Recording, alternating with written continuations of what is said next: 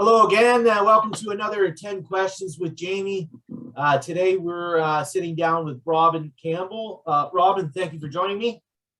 Thanks very much for having me, Jamie. I know it's been a while for us to connect after my workload and retirement and all that, but yeah, it's nice to be here with you, man.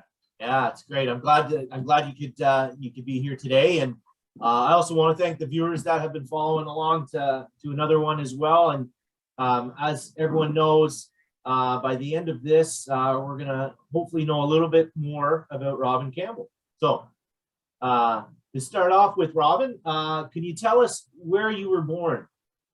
I was born in Montjoly, Quebec. It's about 20 clicks from Rimouski, actually in between Rimouski and Matin. And that's en route to Gaspé Peninsula, right? It's starting up into the peninsula. Gotcha. Yeah. Okay. Yeah. We were there for probably a couple of years. My dad took a job, apparently, as it goes, on the dew line. They were flying up stuff because he was a pilot after the war. That's what he did in the war. And they had pilots flying equipment and things up to create the dew line, which was a radar system, distance early warning system, right across Canada. And that was one of the posts that they started with, down the East Coast. So, and then we quickly, after that job, I think it was a couple of years, and we moved back to New Brunswick. Okay. And that's where I spent a lot of my early years. So majority of your time, early years in particular, were spent basically in the East Coast area. Yeah. Okay. Now, how old were you, or how long ago, rather, were you when you came to Eastern Ontario? I guess I was probably 11, 12 years old, I guess. Yeah, 12. Yeah, 12. I came up. Yeah. All right. Actually, my grandparents were from the Gaspé area, so kind of proximity where you're explaining, and and they spent quite a bit of time there, obviously, before my time, of course. But yeah, so I know the area. He got lured up of a job with Transport Canada, so we all let's go. Except my brother, he went to Montreal to McGill. He went straight to Montreal to McGill, my oldest brother. There's like 7 of us in the family. Okay. Yeah, 7 kids. Yeah. Big family. Yeah. Wow. Space would have been tight at times. Yeah. Oh, good. Robin, what would you have a favorite type of music? Oh man, I like it all. Like that. I think probably the 70s, 80s, but blues rock was my favorite. Blues especially, because when you finish listening to a blues song, it was almost like a Christian hymn. You could just and the background of it, like you'd feel good after you listened to it, Right. To a good hymn, right? Yeah. And so good Christian hymns and blues, I think, was my favorite when I was younger. Oh, good. Yeah. Really enjoyed it. It definitely, I'm not a huge blues fan. I've never really been exposed to it, but I've heard enough, obviously, and I totally get, some of that stuff can really move your soul, listening to it and hearing it. So okay. Now I know we spoke a little bit about your childhood growing up in the area. Would you happen to have a childhood memory that stands out above the rest? I think hands down, it would have to be after church on Sunday, because my dad traveled a lot as a pilot. He moved around. Okay. Yeah. Gone, and he'd come back, and I never got to fish with him very much when I was young. Okay. And so Ings Dinnerville, it was a place owned by the Baptist Church in Hillsborough. Hillsborough is just a little burg outside of Moncton, New Brunswick. Okay. Yeah. That was one of the houses we lived in at the time. We lived in Riverview outside Moncton. Then we bought a house down in Hillsborough, more out in the country. Great fishing, trout fishing. But Ings Dinnerville was a property, and after church, we'd go there for church picnics and fish brook trout, swim. It was awesome. That I can see the water and feel the trout nibbling at my toes. Even to this day, I remember that. And then Parley Beach in Shediac. Before it was really commercial, and it used to be very public, and you could just go, throw a blanket down, and enjoy the ocean. It was awesome. And we do that if there wasn't a church picnic, we go to Parley Beach on Sundays. after church. Yeah. So yeah, those are my favorite. Those Awesome. are hands down my favorite. Good for you. Yeah. I mean, day at the beach beats almost anything, so I can't argue with that. For sure. Yeah. Oh yeah. Oh yeah. Great though. Um, Yep. Robin, I'm not sure if you're a book guy or a movie guy or not or either, but when it comes to fiction or nonfiction, is there a preference that you have? Nonfiction, I think. I like to learn from somebody's life or story. Like, I think nonfiction. I mean, I enjoy good fiction. I've got a couple rows of Louis L'Amour westerns I just love ripping through. But I mean, nonfiction and relational. You know, to learn something from the Bible's a great one. I mean, obviously, right? I mean, but yeah, nonfiction. I think that's my favorite. Yeah. Just to be able to learn something, something real, right? Yeah. Real life, and you can relate to, as a person, Exactly. Yeah, I'm the same way. I'm a bit of a history guy myself. I love hearing not only our journey as a human race, but also, you know, individuals, like you had said, you know. And, Exactly. I'm with you on that. So, Robin, touching back again on some childhood stuff, would you have, or I'm sorry, was there something that you had in mind that you wanted to do as when you were a small child? Football.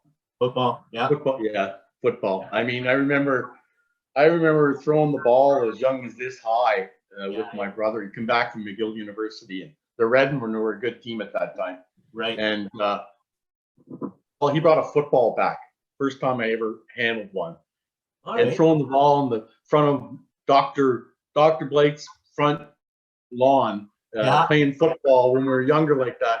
And then as I got up to Ottawa, I got into leagues and stuff and high school. But my size, I wanted to be a football, but my size and just opportunity wasn't there. In my generation. Now you see small. I think now small players, you got a better regiment of exercise, nutrition, because you see small guys now in the league now, NFL, like this role, right? Yeah. But yeah, and I think given my lung capacity, I never was a long distance runner, so I love the idea of just going out and doing a route, coming back to the huddle. I wasn't really puffing hard. Yeah. Yeah, I enjoyed the game. That's another thing I can relate with you on. I enjoyed the game. No, I really enjoyed it. Yeah. But yeah, that was one of my dreams. But I ended up playing into my late 30s, touch and flag football at the RA Center and out at Nepean Sportsplex, and we had some leagues going. So yeah, a few concussions here and there, but hey. And old sucks. Oh yeah. Yeah. It's good. You know, it's great to hear that. I didn't know that that you were such a big football fan and that was a part of you. So that's interesting to know. Let me clarify that. I like playing football, but watching it, I think the last time I really was serious was 49ers, Montana, and Rice days. Yeah. But yeah, I'm more of a, like, I don't know. Now I don't have a dog in the show right now, so I'm really enjoying watching the NFL right now. Because it's just to watch the game for what it is. Exactly. Not get all stressed. Oh, is my team winning or losing? And yeah, it's great. It's great. Yeah, it does. It takes you get to actually appreciate the game in its fullness, you know? Yeah, exactly. Yeah, that's great. Now, Robin, if you could choose to do anything for a day, what would it be? Oh, I do it right now, not this minute. Obviously, it's like, what, 40 below, but I go to Silver Lake. Yeah. Right? Whether it's with the grandchildren or just Lisa and I. Yeah. And I put my feet in the water with a lawn chair, and I'm talking the campground side, not Silver Lake, Wesleyan Park camp. Right. Yeah. Yeah. I go to that side because then I can meet new people. Right. New people that may not be Christians. I just love to sit, close my eyes, put my feet in the water, and just listen. Yeah. And meet people. I mean, I used to do that in the ocean. Every year we went down with the kids when they were younger. We'd go back down east, and just spend a lot of time down there.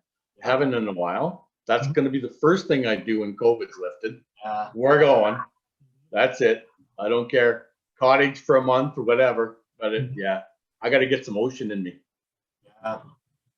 Yeah, that's my favorite. It's just, I know it's low, like, I don't know, it's just low impact, and it's enjoyable just to slow down the body, slow down the mind, and just sit in a chair and relax.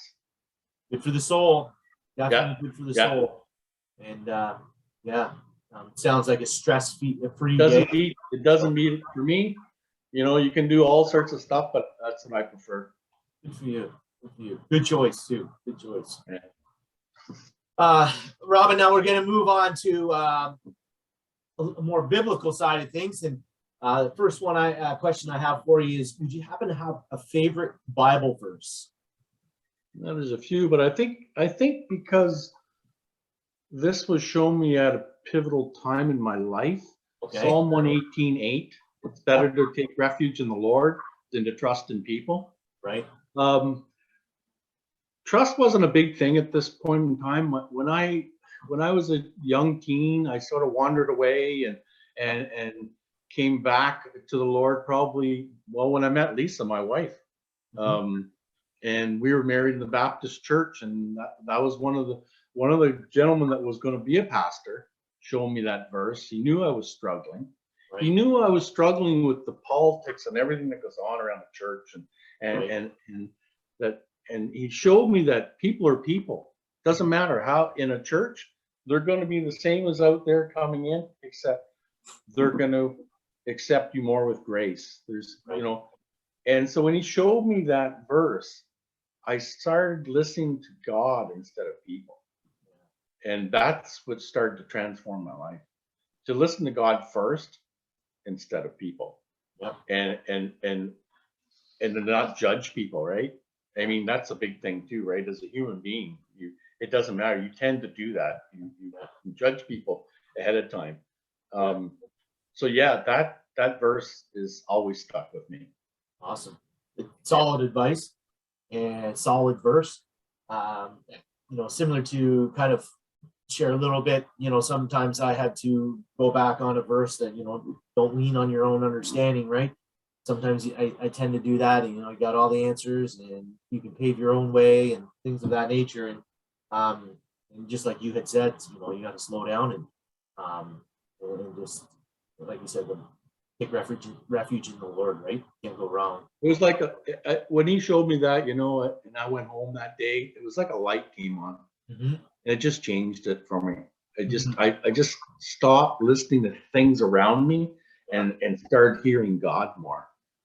And that was a big pivotal point in myself coming back to the Lord. Yes. And not that I always believed in the Lord and I always believed in Jesus Christ. It's not that. You tend to, you know, you talked about something you want to put out, I think, later on, about gravitating to things in your life that maybe God doesn't approve of. And we tend to do that, right? We move, if we stop listening to him, we tend to see those things in the world that start sucking us into that void again, you know? Yeah, a little glitter, a little shine that, you know, if we don't stay connected with the Lord, it can be more and more attractive. So definitely. Yeah. Great share, great meaning behind it, Robin. That's awesome.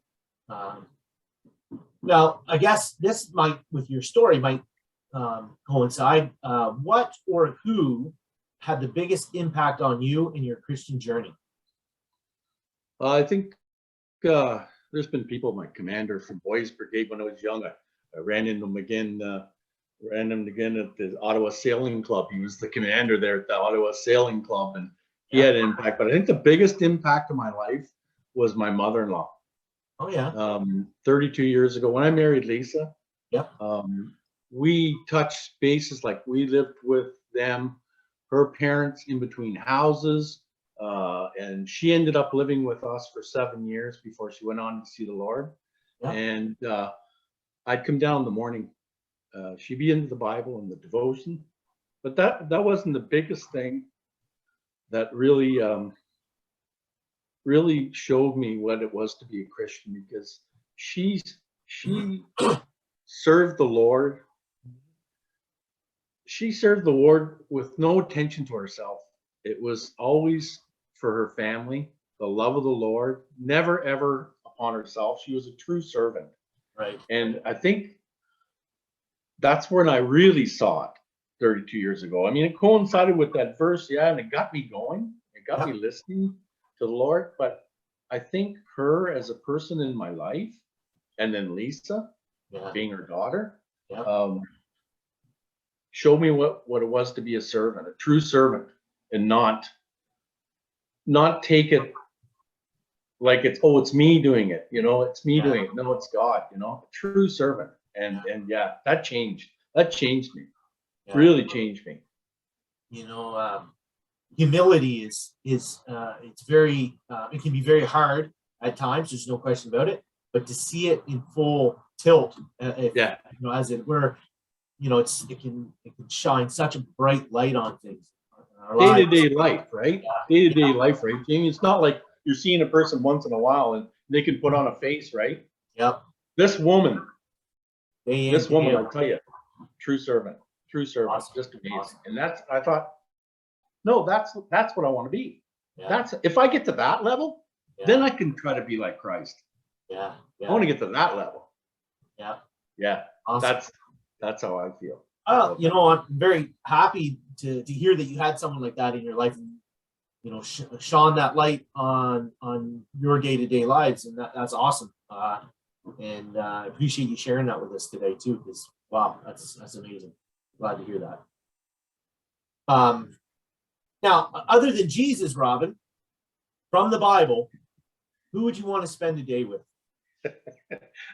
Sorry, I'm cheating here, man, because this is something I've been thinking about a lot.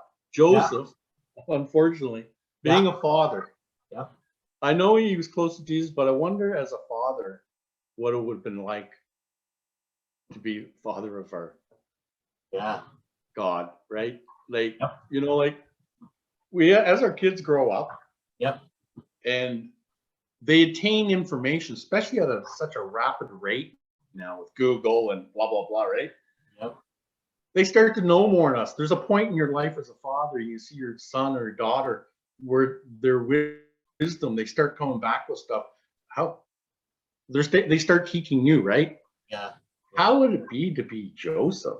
What could you teach? Yeah. Someone that knows the knowledge of the world. Like, what could you teach? Like, it blew me away. I tried to go through, I thought, who should I get different? Really different in the Bible. But sorry, but that's something that's been having 20-somethings now in my home with COVID and what they know and how intelligent they are right now. Yeah.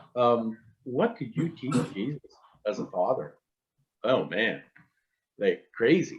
Yeah, it would be different. Some days would be easier than others, I'm sure, but it would. There would be no self-help books on that. I don't think. And but I mean, I'm sure, if you were to spend a day with Joseph and ask him some of these questions, I'm confident some of his responses would just be, wow, that's an amazing situation to be in, and definitely unique. There's no question. There's no other father on earth that has experienced that, right? So I'm sure that 24-hour period would be filled with just amazing stuff going on there. So good choice. Now, before we say goodbye to the group here, Robin, one final thing that I'd like to ask is, what encouraging message would you like to pass on to the next generation? Next generation? Mm-hmm. Well, if you're looking at next generation younger, I would have to say this then. I had something for Asbury, but in the next generation, I'd have to say, make your Christian walk your own. Don't. When I grew up, I followed my father's Christianity. Like, my mother asked my father to take us to church, right? Baptist church. He was Baptist. She was Catholic. She denounced her faith. She doesn't, she didn't want to have anything to do with Catholicism at the time. Right. That's another story. Right. But so all through my life, I watched this, and I think this is part of what that verse, Psalm 118. Yeah. Trusting people and seeing people in action, Yeah.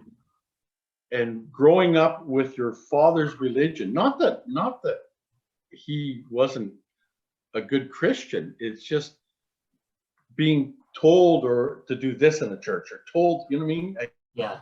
As you go to church every week, or VBS was the best part when I was young, because I was by myself and I could be with Jesus or see Jesus for myself. But when you go to church week after week with your parent and family, you tend to grow up in that religion, right? And I would say to the new generations, seek God yourself. Yes. Make your own journey your own. Just go after it. Go after it. Seek Him yourself. Don't look at other people, what they're doing. Go after Jesus Christ yourself. Don't waste time. Go after it. That's solid advice. And you know what? You're right. We're all uniquely made, designed in His image, and it's about building relationship with the Creator or Savior, in its unique walk. So we need to, the sooner we get that to understand that, and that each walk is designed for ourselves, the more fruitful I think it's going to be. Jamie, when I was younger, Jamie, I went to Presbyterian camps, and because my father, Presbyterian church was around the corner. Yeah. And as long as Jesus was in that building, that's okay. We were Baptists, but so I went to a lot of different denominations, right?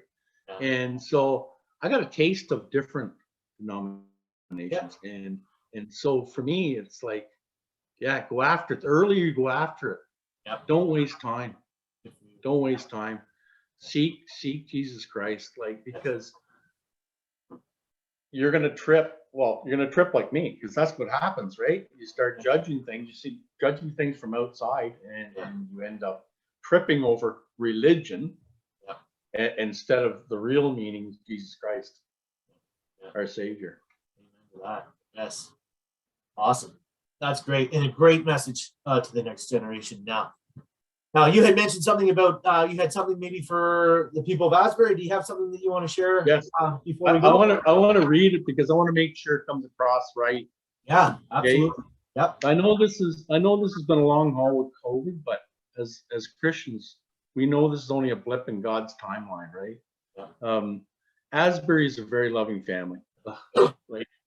I was going through a bit of a desert the year leading up to COVID, and it continued. Continued up to COVID, and the Abide course, together with less job stress, and the Asbury family, especially, because I really take, when I hear God, sometimes it's from a person. A person can just give me a word. Yep. And so the Asbury family, our family, is really important. Yep. Help me to start hearing God again, Jamie. Yeah, because I wasn't hearing Him, man. Yeah, I was not hearing Him. Yeah. And I know some of it is upon myself. You have to put the time into it, right? Yeah. Our leadership is wonderful, and we have been doing the right things in these times by increasing our discipleship skills and our prayer. Yeah, that's a really big one for when we function in the community fully. Yeah. I have been holding on to this picture in my mind of jubilation and celebration when we hold our first community event or have coffee time in the fellowship hall for the first time at full capacity with no mass. Yeah. For me, this would be like Jesus is walking among us. It's going to be phenomenal. It is going to be phenomenal. Walking among us in physical form. Keep on doing what you're doing, Asbury, because you're doing right. We're going in the right direction. The prayer, the Abide, the courses, we need to be ready for when we do open, right? We need to be ready. And I know our family, Asbury families, were reaching out to people during this time. And that's another thing Asbury's really good at it. It's awesome. So yeah, we need to take solace in that, that we're going in the right direction. This church. We are. I think Not just about religion. Yeah, it's it's not just about religion, man. You're right. A relationship, and that's where it comes down to. And I think this, obviously, the last 2 years have been, stressful on everybody, every walk, all walks of life, right? And I think, this is a season where we got to dedicate on some of the online stuff, and we got to grow that in a capacity. But nothing beats, face-to-face fellowship. Sharing moments together in the same room, so I think there's so many people that can that are feeling the same way that you are, Robin, and I'm really looking forward, and how awesome it's going to be when we can get together again and share a few laughs and some stories and whatnot. And I think you're right. Asbury's doing great jobs, great things right now with the resources that some resources are new, and some are being fine-tuned. So I think everyone's doing a great job in the situation, and I think there isn't one person that's not excited about the prospect of getting back together. I know that too. So, yeah, that's awesome. Well, Robin, it's been a pleasure. I really enjoyed talking with you here today, and there's a lot of things that I didn't know about you that now I do, and I appreciate you sharing that with the group. Thank you again for taking time out of your day to spend it with me, Robin. Thank you, Jamie. It's awesome that we got together finally. Yeah. Nice awesome to see you again. Yes, likewise. Hopefully you'll see, like, for me, I'm a touchy-feely guy, I like to hug and everything. And I told Brent this the other day, is like, that's one of the reasons why I try to stay away. I'm there during the week a lot. Yeah. But I try to stay away from actual going to church in physical, because I'd be a bad one. I'd be right up in somebody and oh yeah, 6 feet. I feel bad if I did. Yeah. I know. I can't do it. I just can't. Yeah. So I watch online. That's good. And that's great. And you know what? And those that can come, great. And those that are connecting online is just as good. So that's great. And we're very blessed that we have that resource for everybody. But yeah, you definitely missed. And you're absolutely right. And you're very relationships to you it's big for you, and I can tell. And so that's great. And we'll get back to it soon. So thank you again. And I just want to thank the viewers out there for taking time out and checking this out again, getting to know Robin Campbell a little bit better. I hope you guys enjoyed watching and listening to this as much as Robin and I have provided it for you. So God bless each and every one of you. Take care. And until next time, take care. Thanks, Jamie.